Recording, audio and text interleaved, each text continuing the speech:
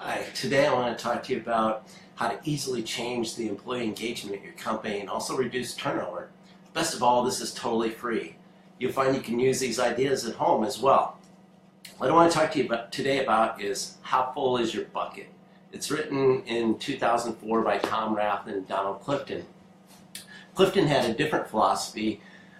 He studied what was right with people. He didn't study what was wrong with people, which is our natural thing to do.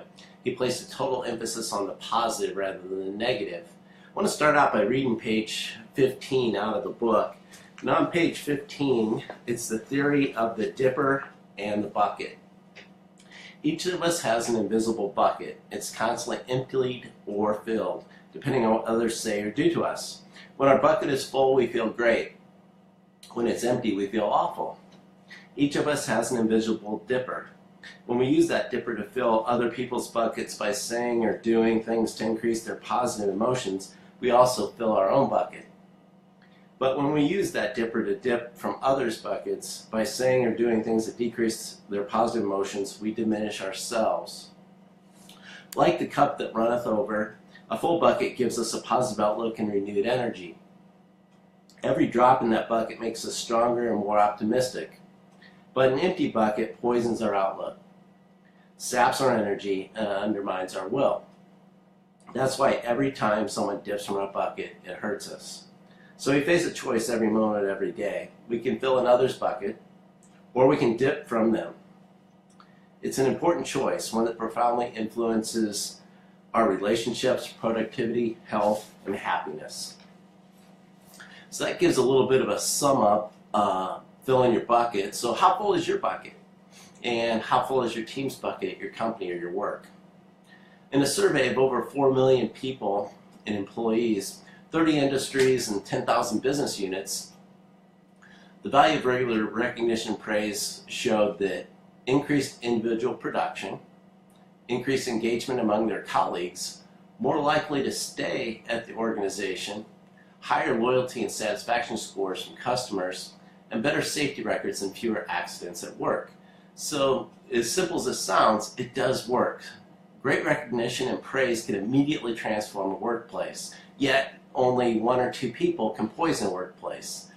Why? One, your employees don't like to come into work if there's people that are poisoning the workplace. Also, they're the first people to scare away your customers. And a lot of times you don't find out about it until it's too late. A Gallup study found that 65% of Americans received no recognition at their workplace last year. And then there's the magic ratio. And what's the magic ratio? That's the number of positive interactions for every negative interaction. Gallup found that for every 5 positive interactions, there'd be 1 negative interaction.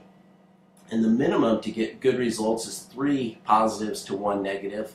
And then once you hit 13 positive interactions to 1 negative interaction, at that point you're going to get diminishing returns. It becomes false.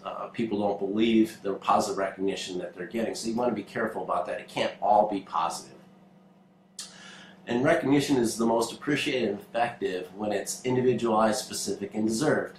So if you're giving somebody recognition for something that really isn't true, they aren't going to appreciate it. But if you're truly giving somebody recognition for something that they've done that's very good or great, then it's a great time to recognize them.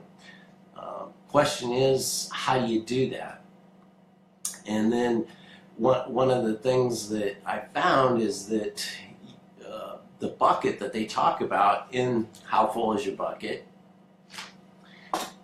I purchased a whole bunch of these buckets one time. And what we did is everybody, when they caught somebody doing something good, they wrote a handwritten note to that person saying, hey, congratulations or great job.